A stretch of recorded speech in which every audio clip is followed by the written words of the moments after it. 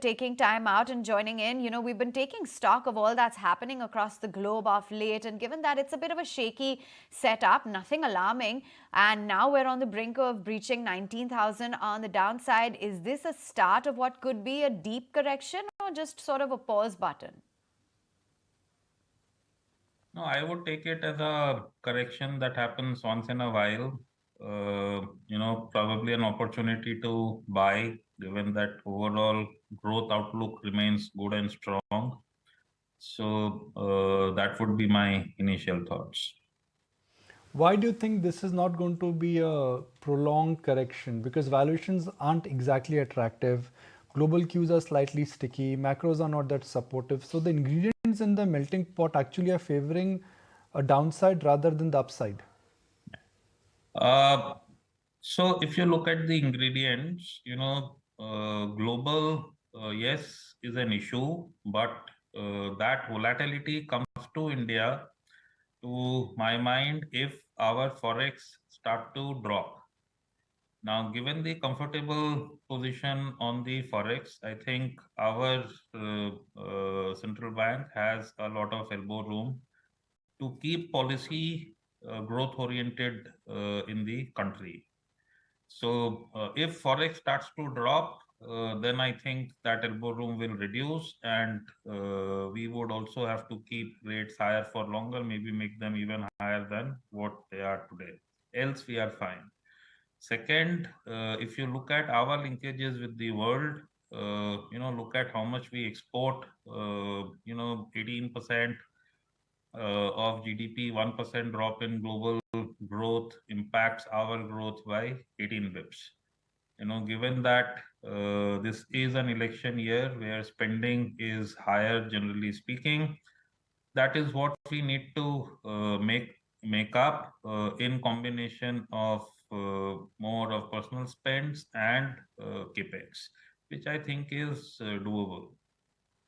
So, to look at globe and paint a pessimistic picture on India is not correct. While yes, sentiment-wise, we should also get hurt. That part taken, and hence I am saying the downtick should be taken as a opportunity. Yeah, our construct of valuation is 18 and a half time 1 year forward earnings. Now, even before this quarter and a week back, when we checked 25 earnings, most people had 1090 to 1100 kind of EPS on the Nifty, which gives you 20,300 kind of target for Nifty end of the year. We were there, we came back, we could be there again. So I think very, very defensible levels on the larger cap indices. Prateek, so as a portfolio strategy, what is it that you should be doing right now? Because, a typical churn and weakness in the market. I mean, right now we've even reached 19K on Nifty. So it's a good over 1,000 points actually from the top, right? And that bounds to shake off weak hands out of the market. But as a portfolio strategy, what is it that you should be doing? Get away from the losers, book partial profits, already start buying? And if so, buy what? Buy more of the same? Or do you think when the market begins its recovery, there will be a newer set of winners in the market this time? So if you think that this is a correction on the way, then the same set of winners should continue. We think it is that way. We are high quality growth investors, so the themes like banks focused on retail continues. We are hardly there in large cap IT. I think that's a space to not be there. We are there in new tech. I think that space continues to show strong growth. Engineering, again, engineering, defense, chemicals are spaces where growth momentum in terms of volumes should continue to be strong as we go forward.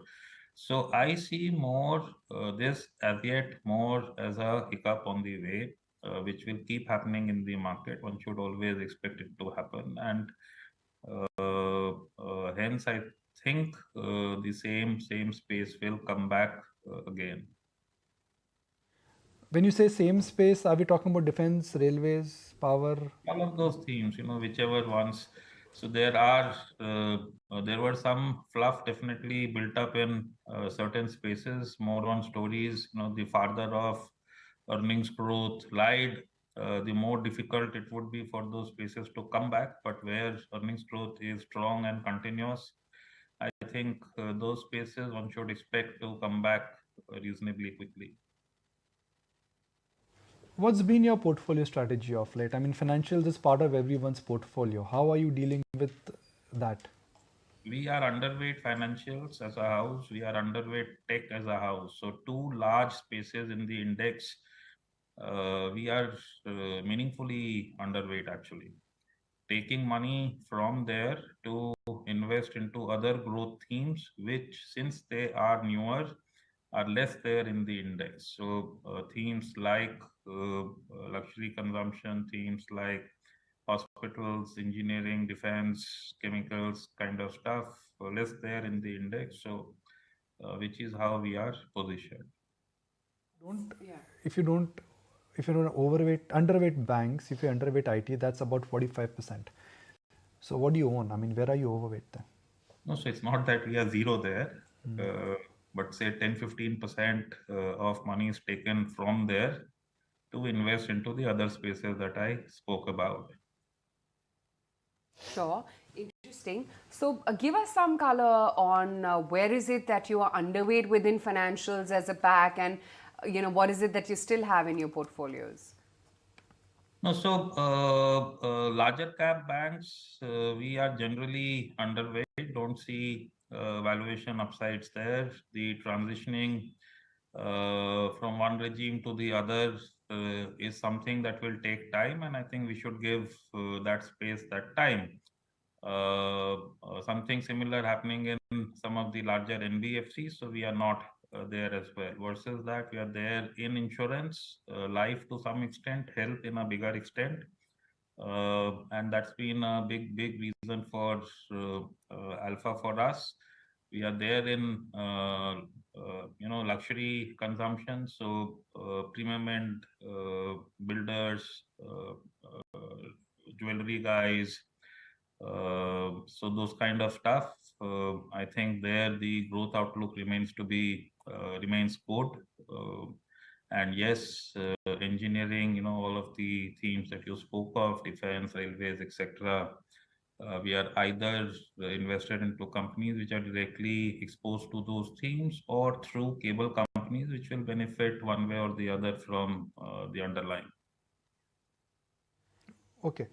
Now, I'm going to take the clock back and talk about some of the core positionings of Motilal Oswal AMC. They were centered around autos. They were centered around names like Eicher, Page Industries, HDFC Life, HDFC Bank. But there seems to be departure there.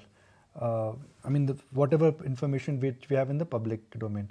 Why such a big departure? Because if the QGLP framework was at play that time, how come that framework is played differently right now?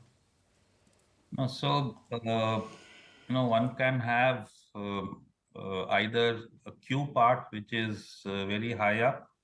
So what high Q will do is to have a lot of free cash in the immediate term, and that can result in some upside.